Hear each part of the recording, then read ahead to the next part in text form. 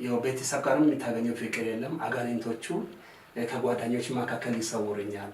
እንዴት ነበር ይሰውሩኛል ስትል? ለሰው ግልጽ አይደለም። ከነሱ መካከል ድንገት ትሰለባለህ፣ እነሱ ያጡሃል ወይስ አንተ በመንፈስ ትወሰዳለህ እዛው አካል ቁጭ ብሎ? እንዴት ነበር? እረኛ ቦታ ቁጭ ብለን እንጫወታለን ከልጆች ጋር። ከዛ ከጀርባቸው በኩል ይመጣና ና ይሉኛል። ከዛ እኔ ከልጆች ሸውጄ የትኩ ነው መሰለኝ ጋከላካ ሰልቦኝ ነው መሰለኝ። ከዛ ከነሱ ጋር ጫካ ሄዳለሁ፣ መንፈሶች ጋር ይወስዱኛል፣ ብዙ ነገር ያወሩኛል። እነሱ ግን ጓደኞች አያዩ ጠፋ በቃ አንተ ምን ሆነ ነው ከዚህ ካጠገባችን የጠፋው ጉድጓድ ውስጥ ገባ እንደ ይሉኛል። እኔ ደግሞ እነሱን ሸውጄ እያዩ ቀስ ብዬ እንዴት ነው የማስበው ሁልጊዜ።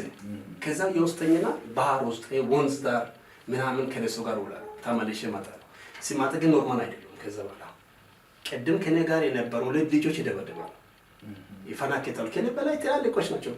ይፈናከትና ሲደሙ ደማቸው ይልሳሉ። ከዛ በኋላ እነሱ ከኔ ይሻሻሉ። ሌላ ቀን ደግሞ በጣም ጸባይኛ ሆናሉ። ያዩሃል ስትልስ ደግሞ? አዎ መቶ እንደው ሰፈር ላይ ተናገሩ ያውቃል።